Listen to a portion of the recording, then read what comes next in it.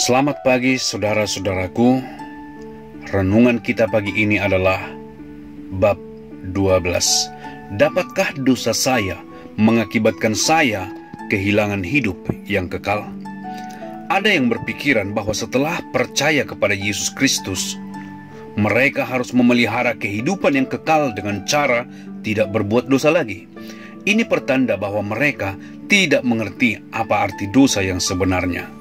Banyak orang, mungkin Nikodemus juga demikian, percaya bahwa dosa adalah satu perbuatan jahat atau satu tindak kejahatan.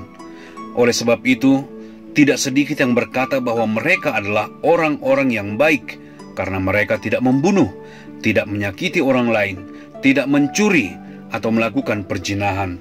Mereka pikir bahwa dosa adalah tindak kejahatan terhadap orang lain.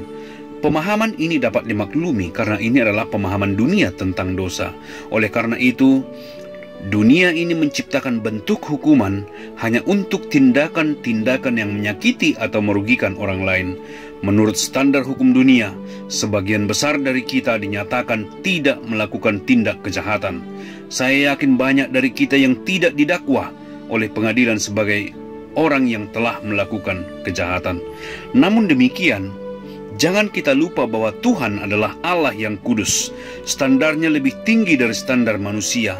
Allah bukan saja marah jika kita berbuat jahat, tetapi Allah juga marah ketika kita tidak melakukan apa yang baik yang seharusnya kita lakukan.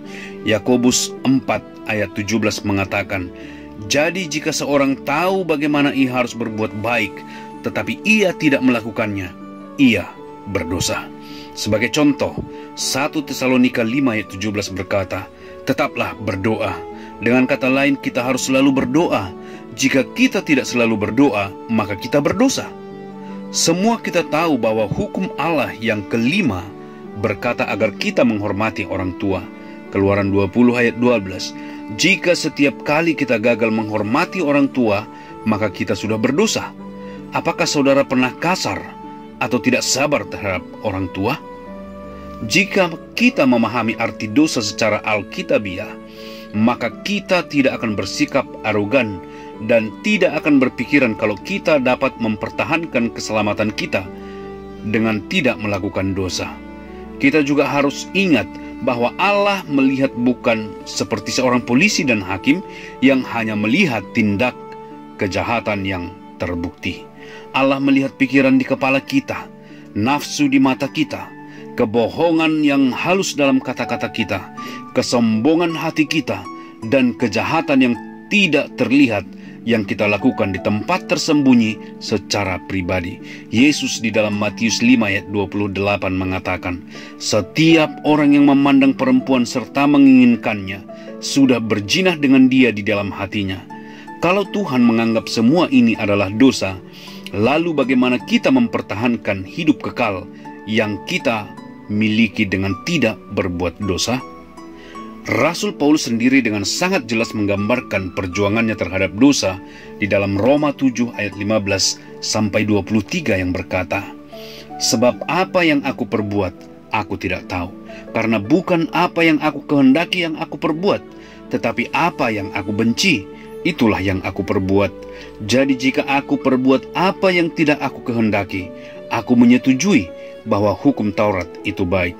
Kalau demikian bukan aku lagi yang memperbuatnya, tetapi dosa yang ada di dalam aku.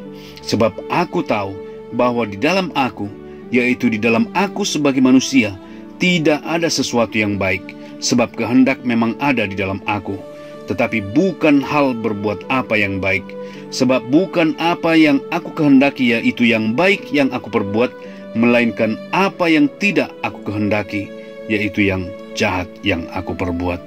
Jadi, jika aku berbuat apa yang tidak aku kehendaki, maka bukan lagi aku yang memperbuatnya, tetapi dosa yang diam di dalam aku. Demikianlah aku dapati hukum ini. Jika aku menghendaki berbuat apa yang baik, yang jahat itu ada padaku. Sebab di dalam batinku aku suka akan hukum Allah. Tetapi di dalam anggota-anggota tubuhku, aku melihat hukum lain yang berjuang melawan hukum akal budiku, dan membuat aku menjadi tawanan hukum dosa yang ada di dalam anggota-anggota tubuhku. Inilah yang dialami oleh orang Kristen yang jujur, sebagaimana dia berjuang melawan dosa. Ingat, kita memiliki hidup yang kekal hanya karena pekerjaan sempurna dari Juru Selamat yang sempurna. Kita tidak bisa mendapatkan hidup yang kekal atau mempertahankan hidup yang kekal dengan usaha kita sendiri. Oh, celakalah aku, orang yang berdosa.